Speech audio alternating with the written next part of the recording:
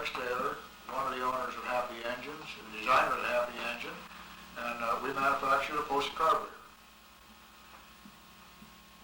Posa carburetor is probably the least expensive carburetors of all the carburetors in use on aircraft now. They've been in use on aircraft for the last 15 or 20 years. Originally they were a motorcycle carburetor. Some home builder somewhere, I suppose, found out that they would work on some engine other than a motorcycle, and since then Posas have become probably the leading carburetor on non-certified engines. The Posas have been used on our own HAPI engine conversions, on Monet conversions, Revmasters, Barkers. You can hardly think of any home-built Volkswagen conversion that has not used the Posa. They've also been used on a lot of other engines like Subarus, Continentals, Lycomies. We have a lot of the aerobatic people now beginning to use Posas in place of the PS5As that go at about $1,500 per each, with an overall cost of $600 just for the gaskets and the flow bench work. And this has to be done about once a year. So the Posa is very attractive. You can take a Posa carburetor. Normally we use a super carb. I'll show you in a few minutes. And that, an electric fuel pump with a built-in fuel pressure regulator, and a fuel tank is capable of feeding the carburetor in all attitudes. And presto, a little bit of installation work. You got a fine pressure injector system. The carburetor in that system doesn't suck the fuel. It's squirted in under pressure. And it just works very well. Dennis Ernst of Hawthorne, California, is one of the leading aerobatic contenders on the West Coast, behind the Steen Skybolt with an IO 360 Lycoming in it. He used that system very well. Posas, however, have been maligned by a lot of people. They say, oh, that thing's a piece of junk, that won't work. And then we've got a lot of people who just swear by Posas, a lot of people somewhere in the middle. The biggest problem with Posas is lack of understanding of basic carburation and lack of understanding of the Posa itself. So that's the reason for this little film. We're hoping to spend, after spending an hour or so with you here showing how Posa works and the theory on the bench, then we'll go out and look at some carburetor installations and an engine on the test stand. I think when we get through, you'll have a pretty good understanding of a Posa carburetor and how it works, and if yours isn't working too well, how you can make yours work on your airplane the way they're supposed to work. This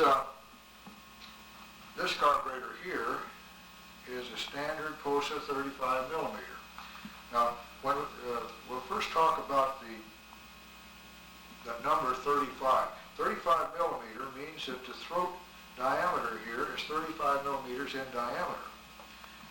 This diameter controls the amount of air that the engine ingests. If we imagine an engine to be much like an air pump, we can get a better understanding of how this opening relates to the engine. If we take an engine of 2100 cc's and put this carburetor on it, it's going to be just about the right size. A 2100 cc engine turning at a maximum of about 3,500 RPM can pump so much air. We have RPM times displacement to get the volume of air that the engine can pump. So we got to have an opening big enough that it won't restrict the air.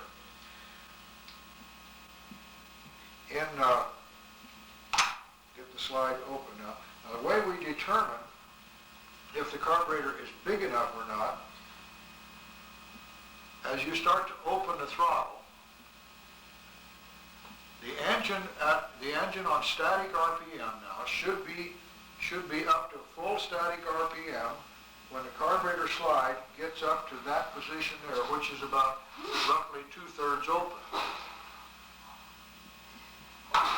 If the carburetor was too small a diameter carburetor, you'd be up nearly wide open, or maybe even wide open. If the carburetor was way too much carburetor, or over carbureted as we call it, you'd only be open so far. And at that point, the engine, or the opening, would be delivering all the air that the engine is capable of pumping. So as the slide opens more, all you would do then is enrich the mixture. The main problem that people have in dealing with Posas is understanding the relationship between the air slide and the metering needle and rich and lean. The Posa meters the air by the opening of the slide. At idle, you'll be very surprised at how little air an engine needs to idle on, even a large engine. You may see just a tiny smile in the bottom of the carburetor there, and that's all the air that engine is running on at idle is passing through that little tiny smile.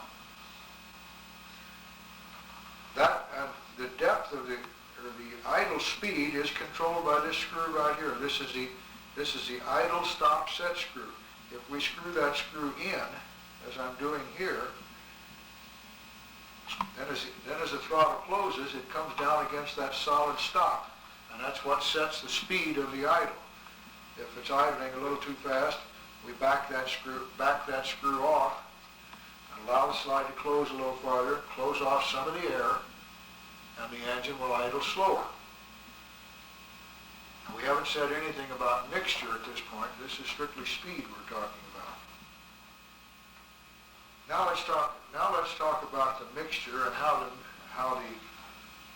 fuel is delivered to the engine. Let's kind of review this. We've already talked about how the engine meters the amount of air or the carburetor rather, meters the amount of air that the engine is going to ingest by means of this slide, varying the amount of opening or varying the amount of air. If we think of the slide as nothing more than an air valve, but it actually is, or maybe that will make it kind of clear in our minds. You'll notice a metering rod, or the needle as we call it, that is attached to the slide, and as the slide travels up and down, this needle travels in and out of the orifice. I've got a needle and an orifice here. The needle is a brass rod. It's very precisely sized. It's 124.8 thousandths of an inch. In other words, it's 2/10,000ths of an inch short of an eighth of an inch. This hole in the center of the metering orifice is 1,255 in diameter. There are 7/10ths of a thousandth clearance between the needle and the orifice. And it allows for a very nice slide fit. I don't know if we can see this on the camera. I'll hold it here hopefully so that you can see it. As the needle, you notice the flat on the needle gets much larger. The needle is tapered, has one side cut off, and it's tapered down here. So it's thin at this end, and the taper gradually disappears to a full round section again. In the carburetor, the end of the needle would be in right about there, and you'll notice, I think you can see it in the camera, you will notice an opening there, almost like a new moon. This would be the full rich position as the slide would be pulled out now, withdrawing the needle with it, and it makes the fuel delivery opening about as big as it's ever going to get. As we slow the engine down, the air slide closes, the needle goes back into the orifice, and I hope you can see that the orifice is getting progressively smaller. Pull the needle out, the opening fuel delivery orifice gets bigger, push it in, as the slide does when it closes. The metering orifice gets smaller. Let's go to the whiteboard here, and I'm going to draw some little diagrams to kind of illustrate that point. As you can see from this little diagram that I've drawn on the whiteboard here, first point you're going to notice, I'm not the world's best artist, but this represents a needle on the Posa carburetor. And we have this tapered section here that does our fuel metering. It'll be round at this area. Right in here we've got a little bit of a flat, a little more of a flat here, and down at this end we have a flat equal to approximately half of the needle. Now, when we supply Posa carburetors, they're supplied with a needle pack to go with each carburetor. It has many different sizes of needles in it, from many, actually 5, from number 1 needle up through number 5. This has been a source of confusion also. So let me make this observation. Since most of you guys are going to be putting your Posa carburetors on probably VW conversions, let's deal with them first. If it's a 1600 cc, it's going to use a number 4 needle. If it's an 1835,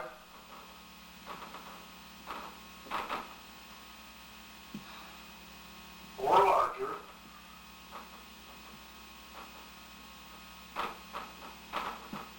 it's going to use a number 5 needle. Now, that's a truism. Take the 1, the 2, and the 3 needles you might as well take and throw away because they won't work and they'll cause you an awful lot of problems if you try to use them. They simply don't have enough flat down here at the big end of the needle to deliver enough fuel at the high end. A lot of times a builder will be chasing a nice idle, and if you put in the 1, the 2, or the 3, you can get a nice idle. It gives you a lot of latitude for adjustment down there, but the engine won't run up at the high-speed end. And on an aircraft engine, we use it at the high-speed or high-power output end all the time. So that's where we have to set the needle for. So use the number 4 on a 1600 cc up to an 1835. If it's an 1835 or larger, it's going to take a number 5. Now, let me qualify that. I'm assuming that you're using a gravity fuel system. A Posa will not work on a pressure system without some sort of a pressure regulator in the line that will stabilize that pressure so it's always a constant. The numbers that I'm giving you here are all for gravity fuel systems. And it doesn't make above the 1835. We do have some other needles, maybe even larger than, we can go up to a number 9 needle, but rarely do we ever have to supply a needle like that. A little later on we'll get into doing a little custom fitting on a needle if you've got an oddball engine, but we find that the number 4 and the number 5 needle will allow us to make any engine between a 1600 cc Volkswagen and a 180 horse Lycoming run. So those 2 needles will get the job done. Next question is, how do we set the carburetor? I think before we set the carburetor though, perhaps we ought to get inside of it and see how it works so that we know what we're doing. A Posa is held together with 8 screws holding the back on. We'll disassemble this one and then kind of talk about the parts that are on the inside of it. Posas will run and keep running with very low maintenance. There's only 3 moving parts in the carburetor. Where it differs from the standard carburetor is that it does not have a float. In reality, all this is a glorified petcock for the fuel, coupled with an air metering slide. It's you might say, a valve that measures the fuel and air in the right proportions to get it into the engine. And that proportion, those proportions are set in the needle and the air slide. And the other thing that determines those proportions is how much pressure you have in a tank. You might say, well, I don't have a fuel pump on mine, so I don't have pressure. But we do have head pressure in the fuel tank, and I suggest that if you, there's the back off, you'll notice that you'll notice some wear tracking here from moving that slide back and forth. These have been lapped in this direction. It has its gasket on there. The gasket is important on a Posa because it sets the distance between the front and rear faces of the cavity inside the carburetor to match what we have in the needle. We'll take the dust cover off to allow us access to the needle and unscrew the needle in this carburetor. Now you'll notice that it's taken me a reasonable amount of pressure to unscrew this needle. I deliberately picked an old carburetor that does not have the latest modifications in it because there's a lot of these old carburetors out in the field. We have issued about 3 years ago an advisory, a safety warning out in the field, warning all the users of Posas that you must have 14 inch-pounds of torque required to move the needle. If it doesn't take 14 inch-pounds of torque, then this little bushing that's down here inside that holds the needle, here's one out of the carburetor, it's a little plastic bushing. It's a resilient material, and it's designed to put drag on that needle to make it resist turning, much the same as the elastic in an elastic stop nut. This doesn't want to turn too readily. If the screw here were engaged, it would be much more difficult to turn. This one's in good shape. I take it out, and here you can see the flat on the needle. Now that we have the needle out, the slide can be lifted out, and you can see this insert. Now that insert is very important on a Posa, and it should be a part of your annual inspection to check the amount of torque that's required to turn the needle. If that needle doesn't resist movement, then you must do something to make it resist movement. I was mistaken. This does have a new needle lock set screw incorporated in the carburetor. I just hadn't noticed that side of the carburetor. You'll notice a little hole here in the slide. That's a tapped hole that goes down, and there's a little set screw in here. And when the slide is in the carburetor,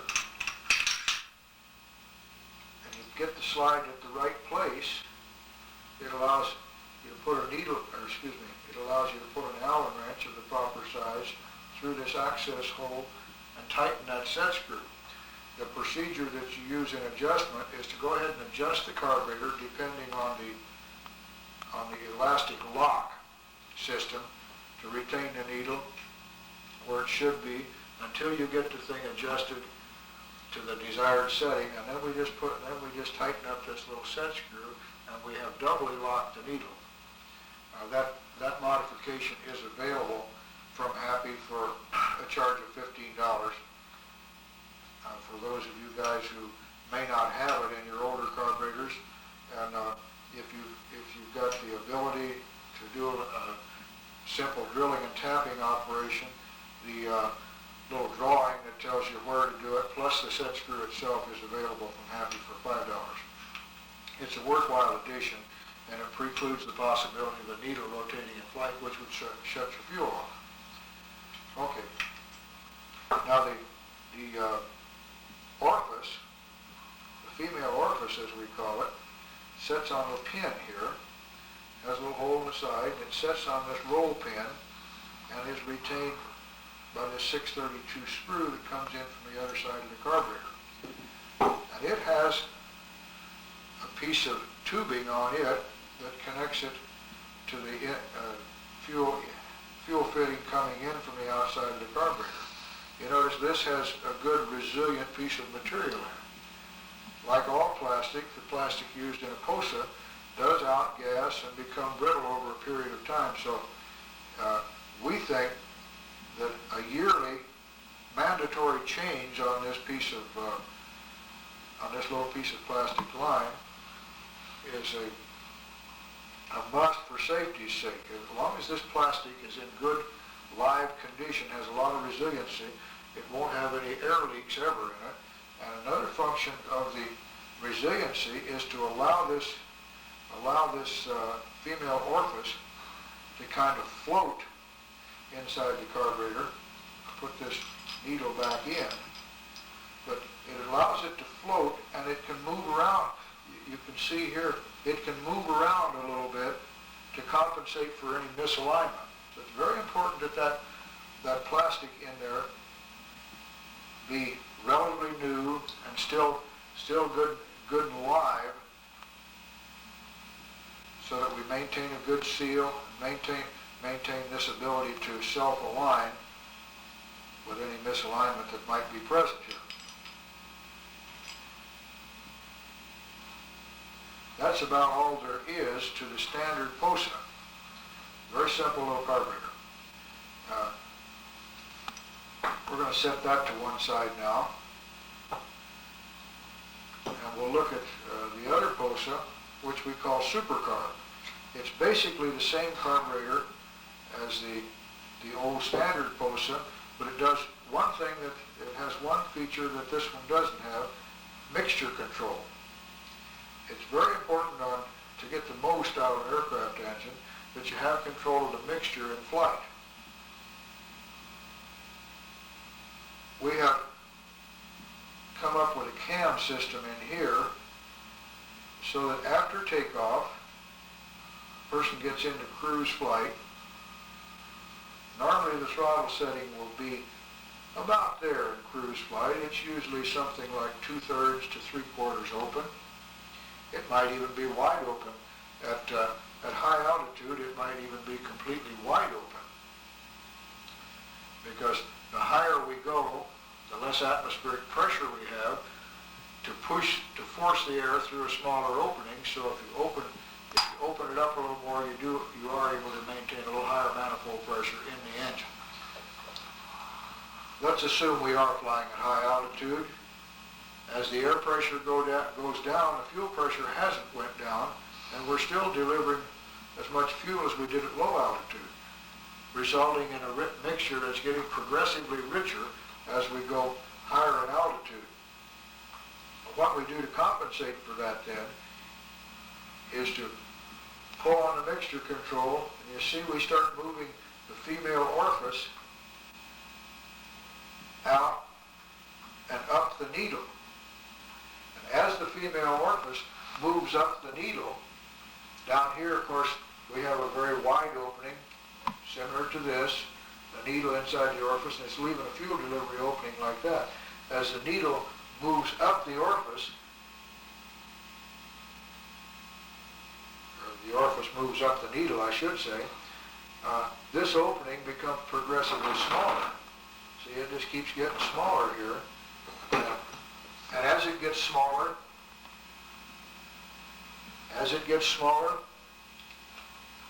the mixture becomes leaner, and the engine starts developing more power while using less fuel. Perhaps we ought to take a break for a minute, and I'll do another little thing here on the whiteboard to illustrate what's happening inside the engine and what we're trying to do. We've done another little drawing on the board here now, and you remember I was talking about the fact that the fuel needle delivers fuel absolutely linear on a straight line here as the throttle becomes, where this is from closed throttle to open throttle, and the fuel needle delivers the fuel linear. The air throttle slide here delivers the air in a non-linear manner. You can kind of see that. See how the throttle opening is there, and it raises quite a little bit, but the opening hasn't increased much.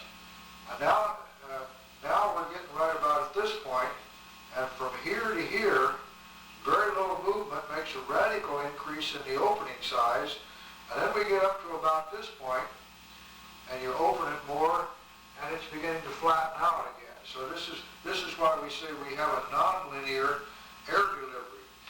So what will happen is we can get the mixture correct. We've overemphasized this nonlinear line on the air opening, but there'll be 3 points in carburation that are just about ideal. This will be a little lean down at the bottom, and we'll go a little rich at the top. That's helpful. Down at the bottom on the later carburetors,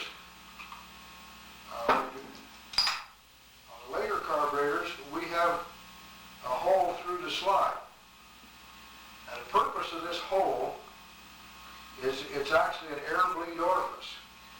And when we're down in this area, we want to richen that mixture to deliver more fuel and less air. So what we do to deliver more fuel and less air is to close this down a little bit, get the slide almost completely closed, and that closes off fuel, and then we get an air bleed by opening up the set screw here, backing it up, let it bleed air in through here. See what we control mixture by the amount of the mixture, meaning the amount of fuel that's mixed with the amount of air. Ideally, it'll be about 14.5 parts of air to 1 part of fuel. By what we do with the mixture, we determine how hot a fire we build in the cylinder. It takes, as you probably know, raw gasoline. If you have a bucket of gasoline sitting here with no fumes on it, on the top of the gasoline, you drop a cigarette in it, and it'll put the cigarette out, because gasoline in a liquid state won't burn. It has to be mixed a little bit with air, and then you get a fierce fire. So we mix it with the right amount of air, 14.5 parts of air roughly, to 1 part of gasoline. It's what we're trying to do in any carburation system or an injection system. Let's look over here at what happens inside the engine. These numbers here represent the degrees Fahrenheit inside the cylinder. Now, from our exhaust gas temperature gauge, what we want to do in setting a Posa carburetor on the engine, this will work just as well with any other carburetor that you might put on your engine. We want to know what is peak exhaust gas temperature. That's going to vary greatly from airplane to airplane. The variance is caused by several things. The position of the probe,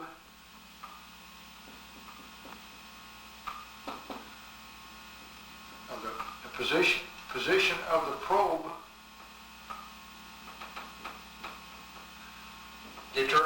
determines how much temperature you're going to see here.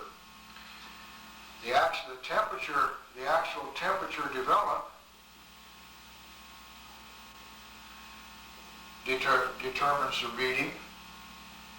And there's some other things like the length of the wire between the probe and the instrument in the panel will vary in some.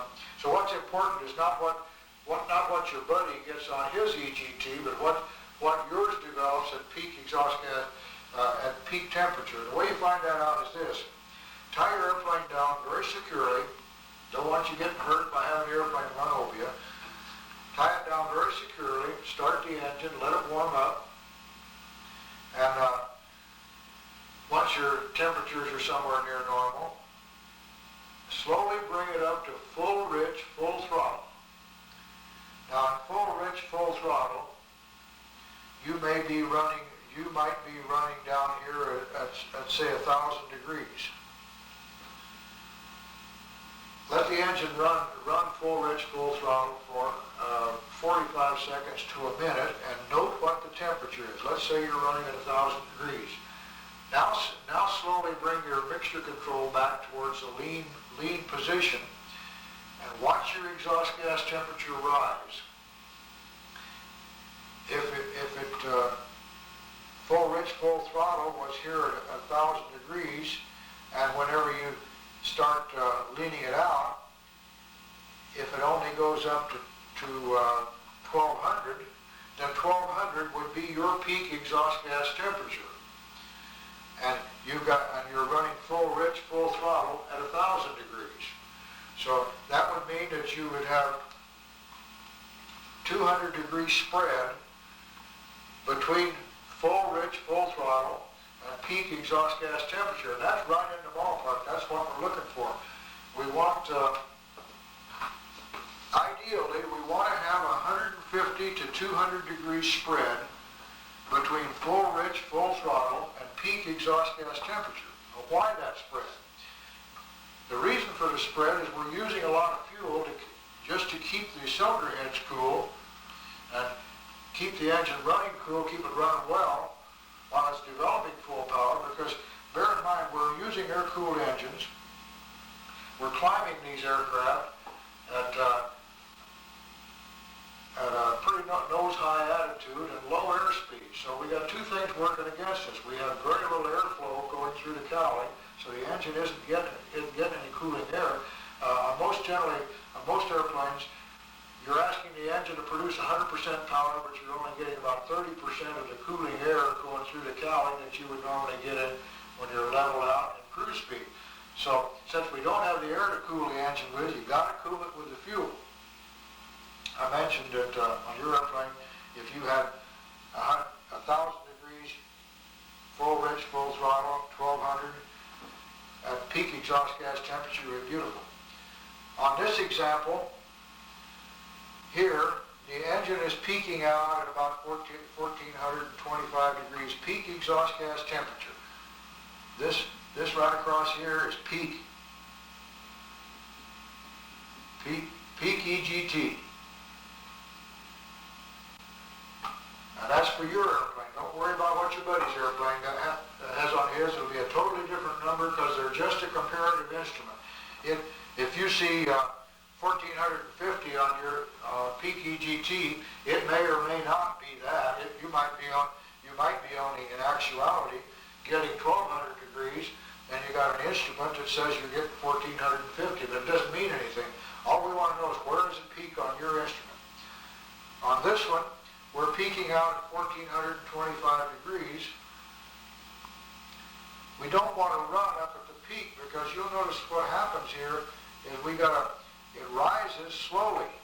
But once it gets up to the peak, we start getting detonation. This is a danger area up here. We don't want to run there because you'll start getting detonation first, and you may hold a piston trying to, that's very hot, and shortly after that it drops off on the backside of the peak, and then it goes down real fast. It stays hot in this area, but your engine will start to run erratic, and this is from here, from about this point on over here is nothing but trouble. So once we know where the peak exhaust gas temperature is, back away from it always, 25 to 50 degrees, and use that as your upper limit. This one was 1425, we go down to about 1350, 1375, and that's as hot as we're going to run this engine. Okay, let's say that 1350, let's say, is going to be the upper limit. We want to have 150 to 200 degree spread between the full rich, full throttle, and peak exhaust gas temperature. So what we're going to do then is adjust the needle in the Posa. Now that we know that this engine peaks out at 1425, it'll always do that. Now we want to adjust the full rich, full throttle position. So on the exhaust gas temperature, it's going to come in here at about 1250. Kind of lousing up my little drawing here, aren't I? Okay.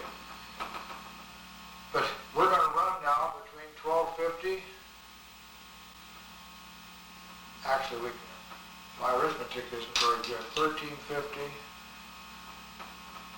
We're going to go 1200 to 1350 is our useful range here. Full rich, full throttle, climbing hard. We want to see about 1200 degrees on this exhaust gas temperature, and then we know that we got a comfortable margin. We're not going to be burning any pistons or getting the cylinder heads excessively hot. That engine will live and run there, and it'll produce good power because you've got to run enough fuel through it to cool it. After you have reached level flight, push the nose over, your airspeed comes up. Now we've got a lot of air moving through the engine. We can cool the heads now with air coming over them. Then you can start coming back on the mixture. And as your airspeed increases, move that sucker right on up to 1350 because that's where it's going to be developing peak power. Power is a function of how fire you build in those cylinders. Because the only thing that engine is doing is taking in gasoline and air, confining it in a small space, exploding it with a spark plug, and then it expands. The engine harnesses that expansion energy, turning it into torque to rotate that prop with. But the hotter fire we build, the more expansion you get, and consequently the more power you get. So we want to work up in this area, but we don't want to get up in that area and burn our engine up whenever we don't have the airflow coming over to cool it. So this is the reason then that getting in this area is so important. So to go back and review, you want always 150 to 200 degrees spread.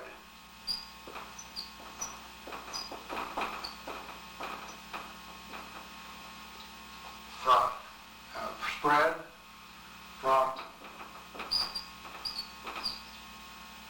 full rich, full throttle to lean. Now, lean, there are times whenever you're going to be running back down here. Let's say that you're running here, want to run very slower. We're talking here pretty much full throttle operation. If you were wanting to run for maximum economy now, you could back this engine down. This would be 100% power, full throttle, wide open operation like you might run at 7,500 feet above sea level. At that point, you're going to get at 7,500 feet above sea level, you're only going to get about 75% of sea level power out of that engine. So you can quite safely run it against a firewall all day long and play with the mixture and run it up within 25, 50 degrees of peak, and it'll be quite safe there. You won't hurt anything. Let's say though that you want to get maximum distance out of your airplane, back the power on to about 50 to 60% power, and then start leaning it, and watch your exhaust gas temperature gauge. Lean it out until you lean it out, your peak temperature then will be lower, because you're not putting as much air and fuel in the cylinder, so consequently you don't develop as much heat. So at the lower RPM and the lower horsepower outputs, it'll peak down here somewhere. Find out where the peak is, and then back off 25 degrees or so from the peak, and the engine will run very efficiently on very little fuel. And you can even come clear down in this area, but everything's a trade-off. You can go a long ways on a gallon of fuel if you don't want to get there in a hurry. In our Dragonfly, for instance, at 110 miles an hour with 15 gallons of fuel on board, we can stretch the range out to 1,100 miles. But if you cruise it at the 178 mile an hour speed that it's capable of, it goes about 2.5 hours, and then you got to land somewhere because you're out of fuel. You go real fast. You can go real fast between airports to land for refueling is what it amounts to.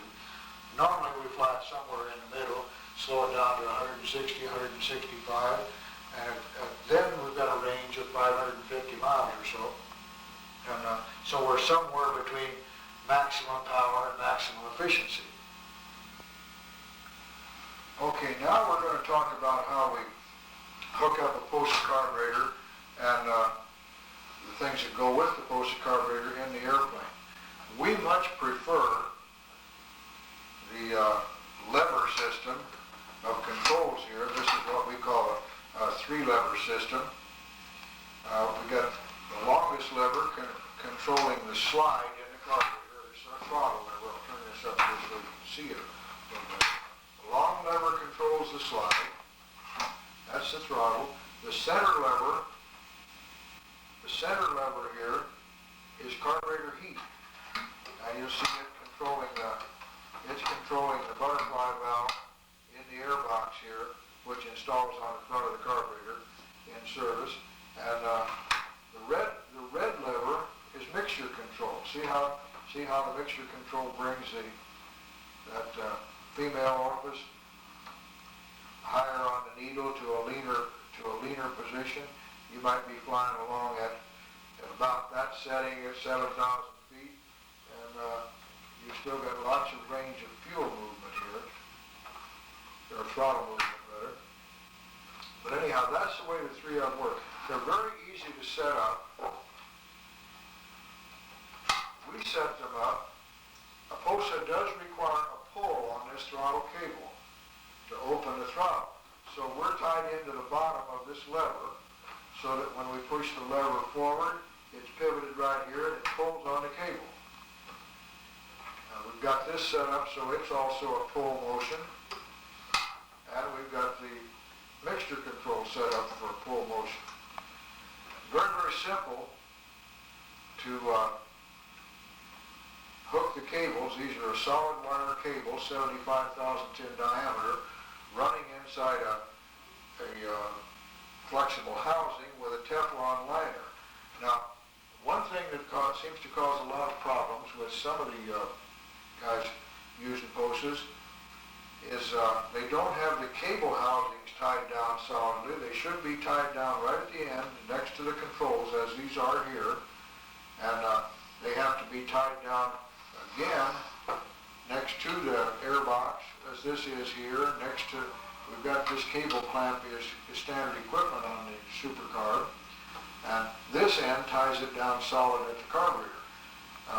We do sell this cable here, we call a Posa cable, Bowden cable set up for Posa. We sell this one for $11.50 with the end already silver soldered on it with this adjusting screw on it, ready to go into your Posa. In fact, if you're ordering a new Posa, well, you should order it with that cable.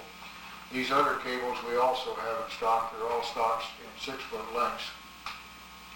But it's very important on the cabling system on a Posa that the cables be tied down solidly here, and then as the cables go through the airframe on the way to the carburetor, at every 2 feet or so, they should be tied down again. When this is all done, these cables should be solidly tied down in the airplane so that when you give the throttle just a tiny bit of movement, as we're doing here, when you give the throttle lever just a tiny bit of movement, we get a corresponding tiny bit of movement to carburetor, and you see we've got because we've got a good solid cable system, we get a good solid movement. Now, to close the throttle, this is particularly important. To close the throttle, we've got to push against this cable to push the slide back against the idle stop. Now, this is a reason you simply cannot use a braided cable on a Posa, because we have to be capable of pushing with the cable. And so therefore it's imperative that you use solid cable and have all of this very solid. I've had several people complain that they pull the thing off of idle very nicely, but then it won't go back to idle. The problem is in the cabling system, and we find many of the problems that guys have with Posa carburetors are part of the installation rather than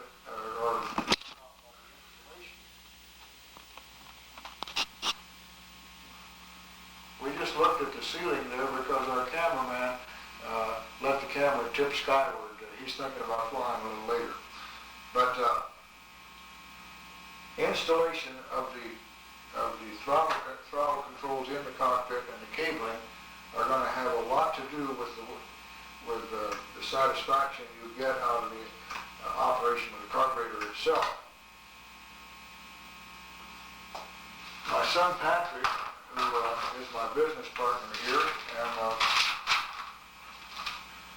takes a lot of troubleshooting calls on engines and on Posa carburetors and such, has run off a little list of problems that come up that are kind of common.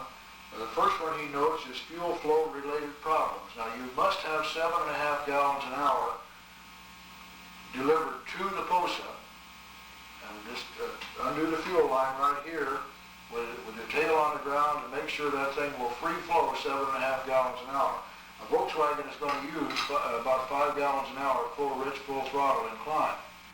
If you're flying a Lycoming, that's going 180 Lycoming, that's going to suck up something like 16 gallons an hour on takeoff, full rich, full throttle incline, then you're going to have at least a 50% overage of that. You're going to have to free flow 24 gallons an hour there. So the best carburetor in the world can't give you good carburation unless you've got your fuel right to the carburetor. So the first thing you want to do is to check all your fuel system and make sure that everything is working right. He next lists inlet air related problems, and many times guys are pulling their intake air out of the inside of the lower cowling, and they may have a good drop in there because you've got high pressure on the top of the cowling, low pressure in the bottom side, so you've got 2 or 3 inches less manifold pressure on the bottom side of the cowling. You got the effect of takeoff being taken off from 5,000 feet, even though you might be at sea level. So you gotta have a plentiful supply of fresh air going into this carburetor. Fuel pressure problems stem from a lot of pressure head in the tank, full tank of fuel, and as versus an empty tank of fuel. We have no float valve or anything in a Posa to hold the fuel back. So if you adjust the carburetor, make it run just beautiful with a gallon or 2 of fuel in the tank, you can adjust it so it'll run beautifully. And then you go ahead and fill the tank up 20 gallons, and it'll run very rich. What you want to do is, if you've got a 20-gallon tank, adjust the carburetor with the tank at about the 10-gallon level, roughly half full, because most of the time you're going to be flying somewhere, most of the time you will be flying from between a quarter of a tank and 3/4 of a tank. Anybody who goes around flying on less than a quarter of a tank of fuel is kind of a foolish pilot. Another thing that we have noticed quite often here lately is temperature-related problems, particularly with the use of automobile fuel. Now, we're going to show you some pictures of this Dragonfly out here in a few minutes. That airplane had roughly 25 hours on it, running on 100-octane low-lead avgas. Justin Mace, the owner, switched over to a tank of automobile fuel, and as soon as it got to running the automobile fuel, we started getting an uneven idle and coughing and spitting, and it'd hiccup in the glide path and make you think it was going to quit. Made you pretty uneasy. As soon as we got rid of that fuel, drained it out, put the 100-octane avgas back in it, the problem went away totally. It may be related to the fact that a lot of automobile fuels have alcohol in them now. They have a very low vapor pressure if they've got alcohol, and the lower the vapor pressure, the more easily they can vaporize and kind of vapor lock. That carburetor gets pretty hot in service due to all the cooling air coming in and going over a hot engine and then flowing over the carburetor. The carburetor itself will get pretty hot. It's possible to vaporize the fuel inside the carburetor and get it into an air bubble, and then you're going to get this hiccup, possibly even an engine stoppage. The next thing that Pat lists here is throttle sticking, uneven movement, cable flexing. Well, we pretty much took care of that when we talked a little earlier here about those sort of things and how to set it up. The next thing that Pat mentions is not enough fuel pressure for takeoff and climb. Many times, particularly on a Posa, what people perceive to be a carburetor problem is actually a fuel tank venting problem. Or this happens on a KRs quite a bit. They won't have much fuel in the tank, and they have the line coming from the front end of the tank, and then they get at a high angle of attack. All the fuel runs away from the feed line, and all of a sudden, there's no fuel running down the fuel line. They're running out of gas, and the engine hiccups, and they get scared and stick the nose over, and then the engine, if it hasn't quit completely, will pick up and run again. The problem is not a carburation problem. It's simply that you're running out of gas. You may have a full tank of fuel and have the fuel vent blocked, and the fuel can't run out of the tank. Some will run out and gradually create a vacuum in the tank, and then it'll just quit running out. The engine will become progressively leaner.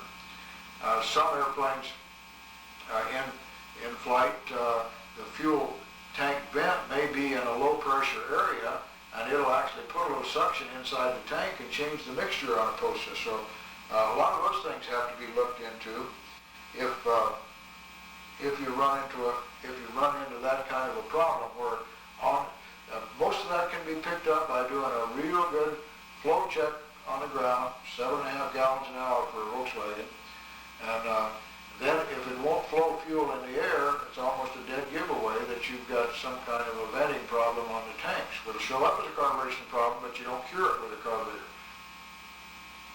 I think that probably the biggest problem we have with a Posa, though, you'll get a call from somebody and, the thing won't run at all, it just won't pull fuel, and after you talk with him a while, you find that the flat side of the needle he's got the flat side of the needle facing the intake air.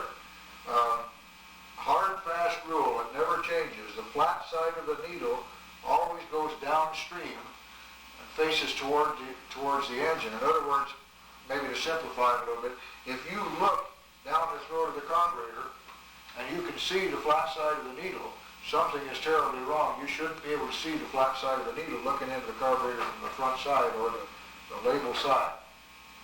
It's always got to be, the flat has to be pointed downstream so that it'll pull fuel.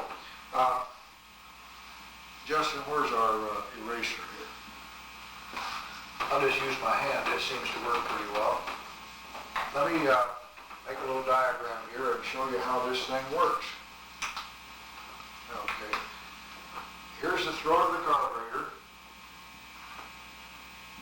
Air's coming through this way. And we'll say here's our needle with the flat side on it and the orifice around it. And we got this little area right in here that's delivering fuel. This black opening is what our fuel is. The way it delivers fuel is as the air comes in here and goes around this needle, it creates a high pressure area right in this area.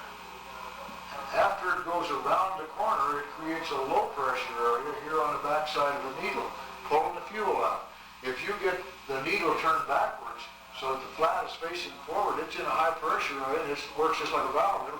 Even if the fuel were capable of running out under gravity pressure and starting the engine, as soon as the airflow starts, it'll work just opposite of the way you want it to work and shut the thing off. So this is a very, very common mistake, easiest one to recognize, and once you know what should happen, why you shouldn't fall prey to that.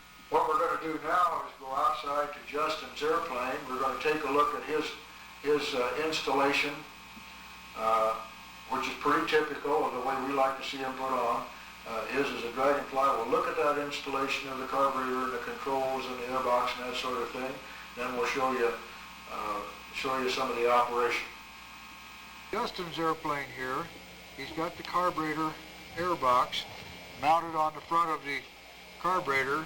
We use automotive radiator hose clamps, and he has a section here that's mates up with that section over there. His air cleaner is in the cowling. When the cowling goes on, these two mate to direct the air on through here. Here's the cables coming in, the cable to operate the valve in the carburetor air box, mixture control cable, and the throttle cable. In this installation, we turn the carburetor what might appear to be upside down, but we get a nice cable run that just comes around 90 degrees and goes back into the cockpit. On the far side here, he's got the aero duct coming down from the heat muff around the exhaust pipe here, so we're taking hot intake air out of this side of the cowling. We're taking air that's already been heated by flowing over the engine, and intaking it, flowing it over the exhaust manifolds, superheating it, putting it into the air box and feeding it to the carburetor. Now, there is a myth that Posa carburetors will not be affected by carburetor ice. That's pure bull. Posa carburetor will ice up just as any carburetor will, and if you don't have the availability of carburetor heat, you could very well get hurt very badly because of carburetor ice. I don't care what designer tells you that Posas won't ice. They will ice, and people have died because of carburetor ice. You must have it available. We believe that you should have about a 90-degree Fahrenheit rise between ambient temperature and the temperature of the air going in the throat of the carburetor when you pull carburetor heat. We have these little heat boxes already made up in stock, and you have to fabricate your own carburetor heat muff up here around the pipes. On the other side, we have a muff that steals the heat off of this pipe, and over here in the area that you can't see, but that some kind of an arrangement to fit your own particular airplane has to be done. Without the carburetor heat, you've got yourself in serious jeopardy, particularly if you happen to live down in one of the Gulf states. It seems that down along the Gulf Coast is where we have the biggest problems with carburetor ice. In the real cold areas, like up in the North Dakotas and such as that, they don't have much problem with carburetor ice because when it gets cold, it gets very cold, and they don't hold the moisture in the air.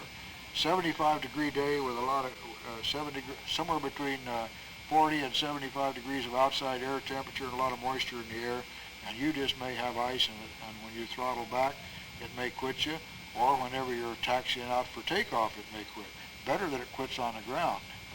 We had one Sonorai driver that called one day. He'd been flying his airplane for 2 years, very happy with it, and then he'd had 3 engine failures as he turned from base to final in a row, and he was shook up. He'd made the field all 3 times, but he was worried, and found out what the air temperature was and dew point and such, and he had carburetor ice. He's now got a carburetor heat system on the airplane.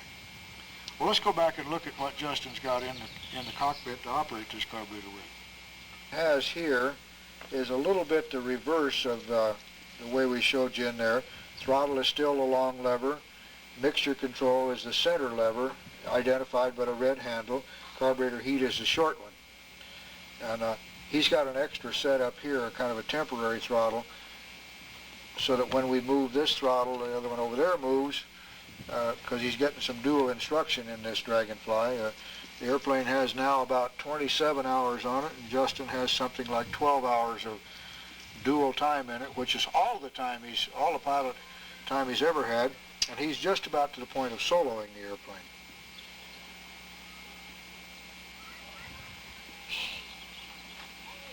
Well, I think what we'll do now is have him recowl the thing, and we'll show you how it starts and such. What we're going to do is to watch Justin go through the normal starting procedure. Now, this is a cold engine. He's turning the fuel on with the throttle closed. He's turned the fuel on and you count 1001, 1002, about 5 seconds. Turn it on, then turn it off.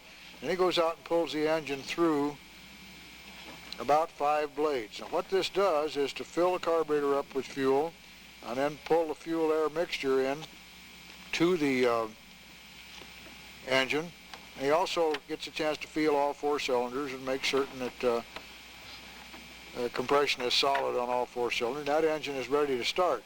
What he'll do now is turn the master switch on, the ignition switch is on. He'll have one hand over there on the fuel valve and just hit the prop or hit the start.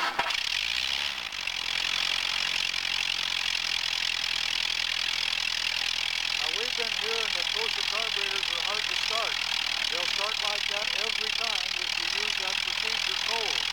The problem with this carburetor is lack of understanding. The carburetor will run very nicely. You notice this is a cold start on a cold engine, and the engine is running very nicely. Let's see if we can get him to slow it down to an idle now.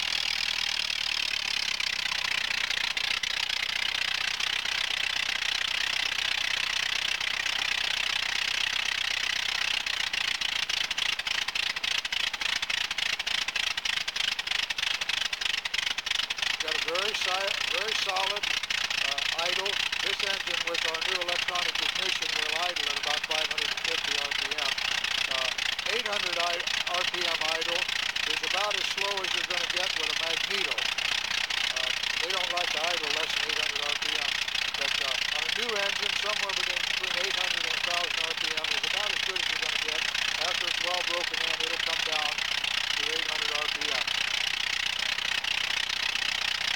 Okay, we've warmed the engine up a little bit and shut it off again. You always shut it off by turning the fuel off and just letting the engine run out of fuel and kill itself, then turn off the magneto and master switch. On a hot start, you crack the throttle a quarter of a throttle or so. You just crack it a little bit. He reaches over and turns the fuel valve on and hits the starter at the same time.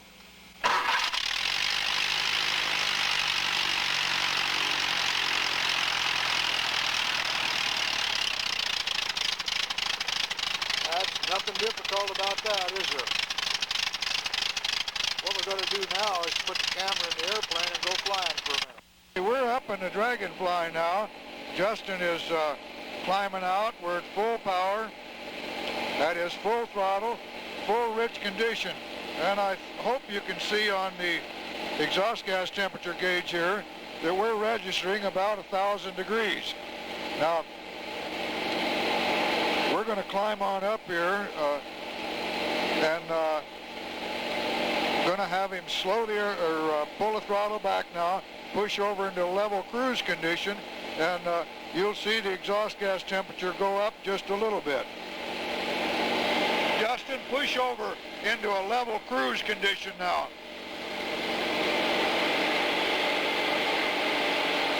Back your throttle off just a little.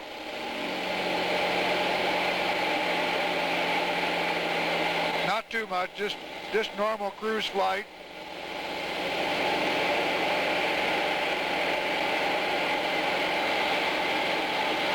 Okay, now you can start leaning out.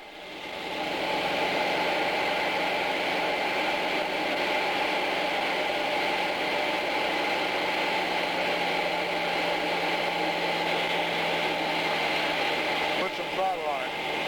You got it too lean. Go ahead and put the throttle on. Lean. Up close to full throttle and then lead.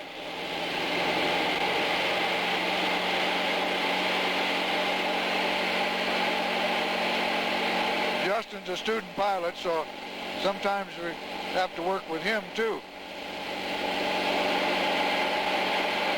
Okay, we're up there. More throttle, more throttle.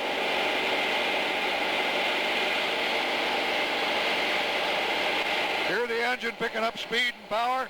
We're getting up there now at about 1,150 degrees. About 1175 is where we want to run on this airplane to get it really humming through the air and use it, developing a lot of power, but not developing any excess heat. Notice our cylinder head temperature over there is setting at about 225 degrees. Cylinder heads are in good shape. We're climbing 350 feet a minute and with an airspeed of about 135, 140. Not bad numbers, huh? Let's take a look and see what we got going outside here.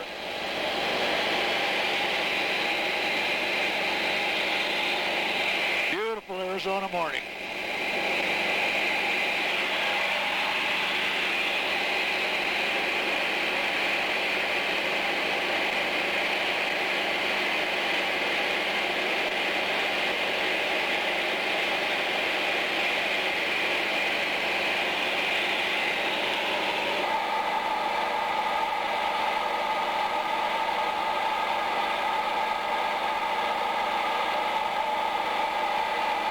Here's the portrait of a happy student pilot.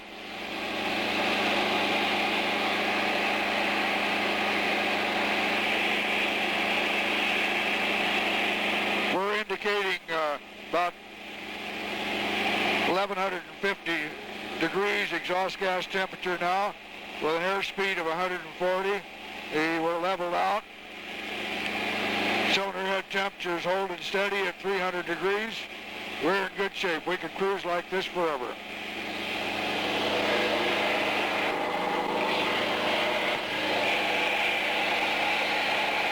There's that cylinder exhaust gas temperature gauge, cylinder head temperature gauge. Turning a little bit to the left.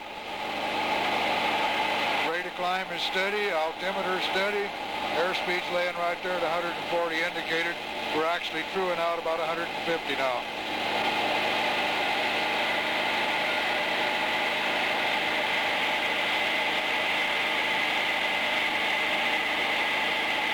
Keeping everything under control is no mystery, guys. It just takes a lot of studying on the particular equipment you're using, like the Posa carburetor, making sure you understand your equipment and how to get the best results out of it. Okay, we're out here at the test stand now. We've got a brand new off-the-shelf Posa. It's a super carb. The engine's one of our Magnum 75s. It has been run here on the test stand, so we know we don't have any problem on the engine. But we're going to go through this carburetor procedure with a raw carburetor right out of stock. We don't know if it's adjusted right or not. And even though the engine's got a starter on it, we're going to go through a cold start procedure. This is my son Patrick Taylor here, who's my business partner, and he's probably got about as much experience adjusting Posa carburetors as anybody in the world. Okay, Pat, go ahead.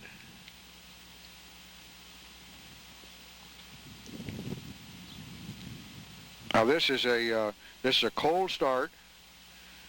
So it first turns on the fuel till it see how it's running out of the throat of the carburetor. Now he's going to pull it through about 4 or 5 blades. And what that does is to pull the fuel up into the cylinders, and the cylinders are ready to fire. Now he'll open the throttle up about a quarter throttle and hand prop it.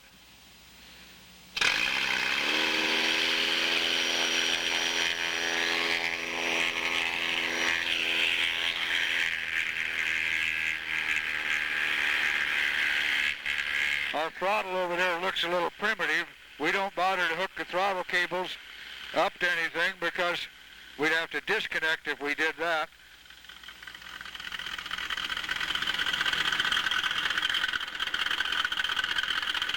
Okay, the engine is idling pretty good. We know about where to set these things because we've set an awful lot of them. It's idling pretty good.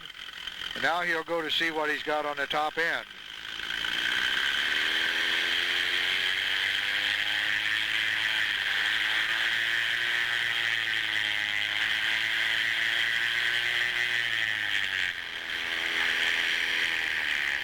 Now he's got a stumble in there. Doesn't want to take the throttle. It'll come up, but as he gets up and advances the throttle real quick, the engine will hiccup.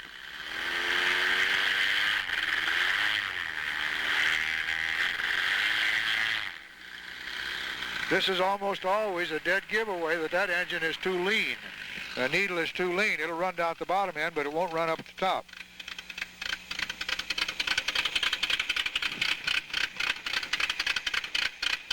So what he'll do now is to back that needle out And what we find works best for us, if we know that we've got an engine that is too lean, we'll back it off far enough to deliberately get it too rich. We'd rather find out where it's supposed to go from the rich side rather than from the lean side, because if you're continually working from the lean side, you can overheat the engine. Working from the rich side, you'll creep up on it and get it right without overheating it. It's starting to run better already, isn't it?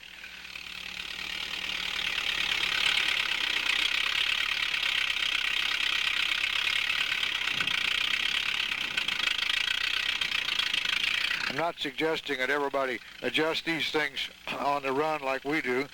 Okay, what he did was back that knee. How many turns did you back it out, Pat?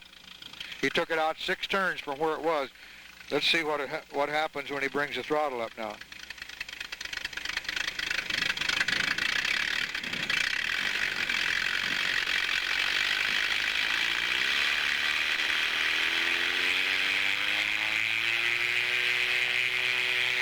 Okay, now that engine's beginning to howl the way it's supposed to.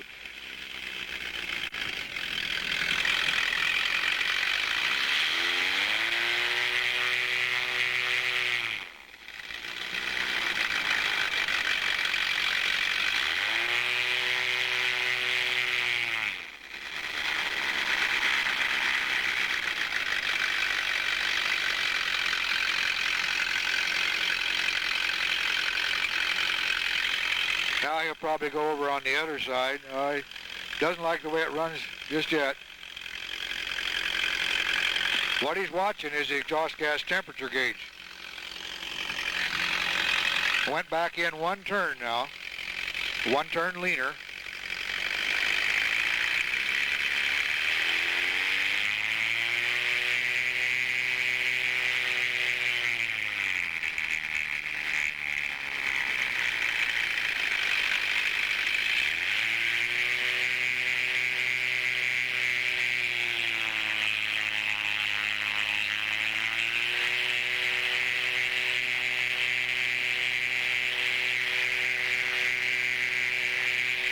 Watching here is the exhaust gas temperature gauge.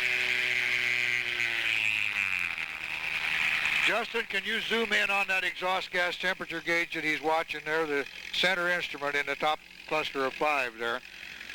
What he's doing is adjusting the mixture in reference to that exhaust gas temperature gauge.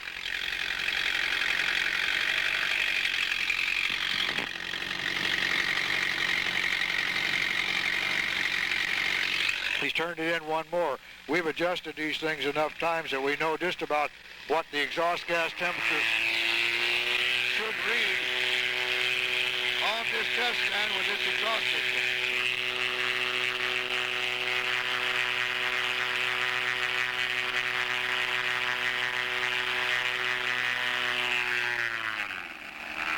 Yeah, get the camera close to that exhaust gas temperature gauge. You can't see it from back there.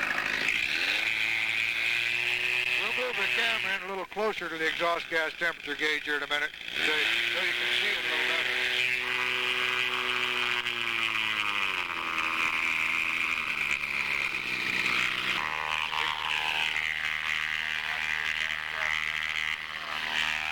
Okay, we got it in there where we can get a little better view of that exhaust gas temperature gauge. Holding now at about 1100.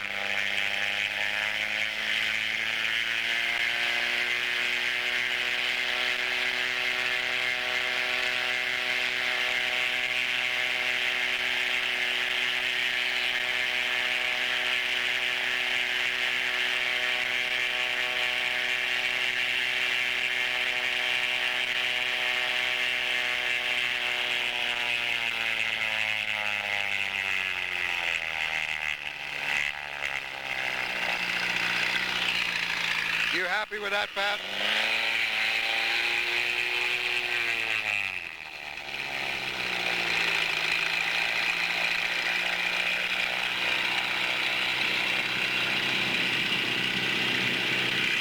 You notice when he's adjusting that, he's got a firm grip on the test stand so that he's not about to fall forward into that prop.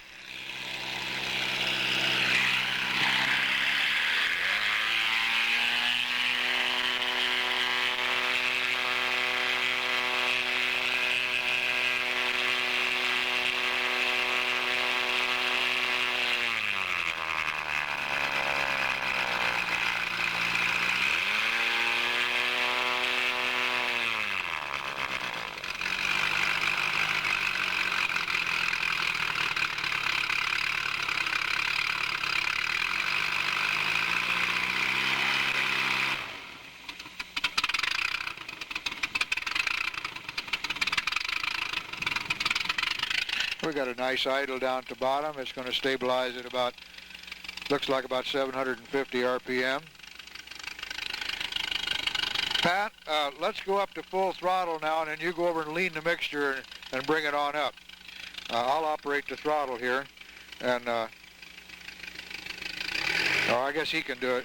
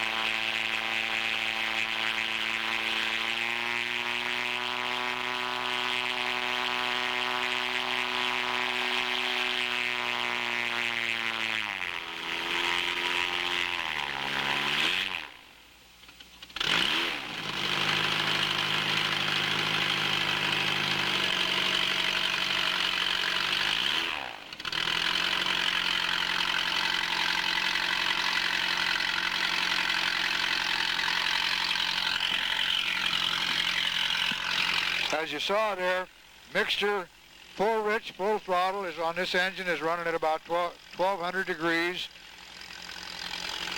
As we advanced as we leaned out the mixture with the mixture control, it progressively moved up until we reached about 1350, and you heard the engine pick up a little bit of power, and then you heard it start getting a little rough, and then finally start detonating because it was getting too lean. It had reached that peak of exhaust gas temperature, so we had to back it off some. This is the range we're talking about. He's got 150 degree spread built into this carburetor now. That engine will run on climb, and it'll adjust out well and cruise. This is what you have to do, guys, and this is exactly the way that you do it. You'll have it in your airplane, of course, but it's the same situation as doing it on the ground here on the test stand, and it's the secret of making these Posas run. We have one more thing to do on this carburetor. Pat's going to set the idle mixture now and clean up that idle so it idles real nice and smooth. With the carburetor set on it like we have it in this installation, with the control cable coming out on the right side of the airplane, the idle mixture adjustment can only be reached by taking the carburetor off and reaching it from the top. On your airplane, you'd probably have it mounted the other way, so the idle air bleed screw is accessible from the bottom of the carburetor as it's installed. So I think yeah, we're ready to go.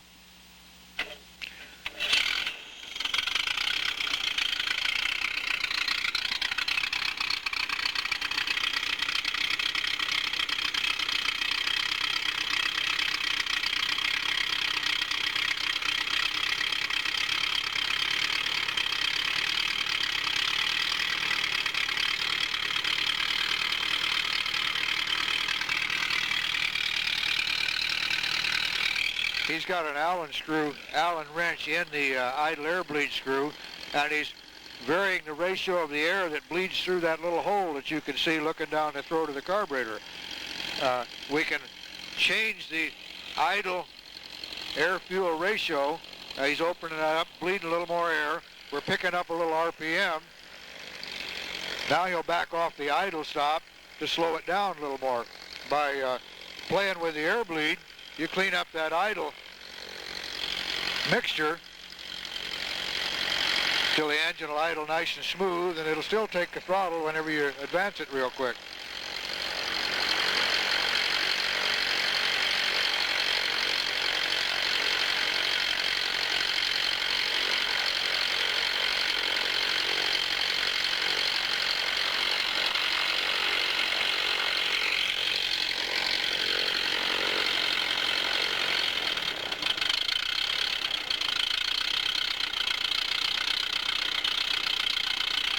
Okay, now he's got to set his idle stop down a little bit.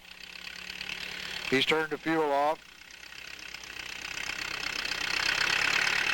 I believe he turned the fuel off. Yeah, he did turn the fuel off, and you notice that he waited for that stumble, and it didn't pick up any RPM as it was running out of fuel. So now he's assured himself that it's nice and lean at idle. He's pushing on the slide there to make sure that it's back against the idle stop. It was. Now he'll back off the idle stop set screw a little bit so that the slide will come down a little farther.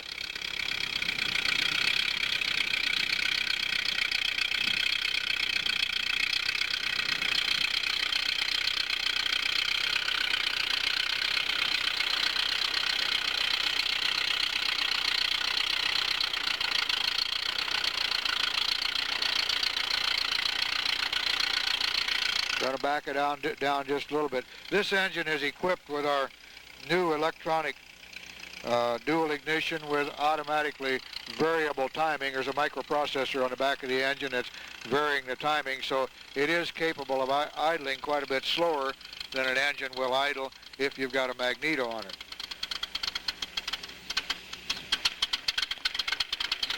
I think that's about slow enough, so he's going to pick it up a little bit.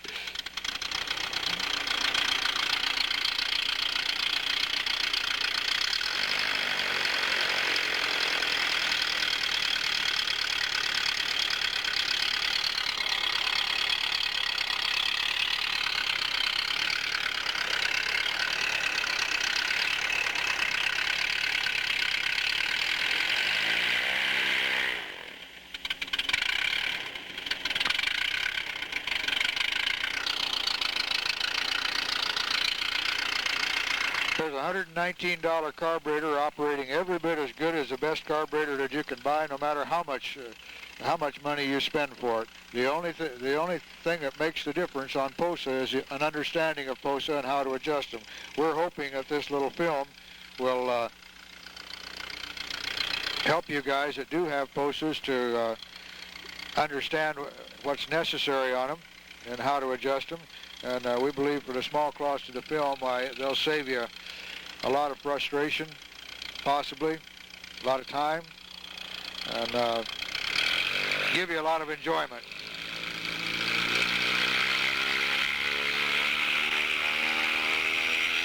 You'll notice the engine will reach full RPM long before the throttle is wide open.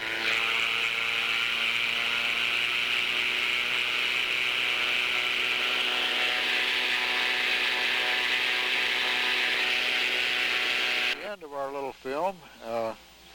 As you've already seen, we're not professional actors, and we're kind of learning how to make these films. Our purpose is very basic. We want to teach you how to make this equipment run right. We've spent a lot of years in learning how to do it ourselves, and I think we do it pretty well. We don't do anything that's mysterious or anything that you guys out in the field can't duplicate. We want you to have the very best success with everything that we make, and we certainly want to see you wind up with a good, safe, reliable airplane that you can depend on and that you understand and can maintain. Folks at Flight Concepts are reproducing or duplicating the tapes and reproducing them and sending them out to you. And in the future, we're going to be making more tapes. Got another one coming up on. It'll be ready very quickly on how to put together an engine from scratch. And we'll take you through it step by step, much the same as I did in the How to Build a Reliable Volkswagen Aero Engine book. And we have another upcoming one on how to test fly an airplane. We're using a Dragonfly as a subject, as a matter of fact, this particular Dragonfly. And but what we do and the way we test an airplane is applicable to any airplane. We hope you've enjoyed it. Thank you.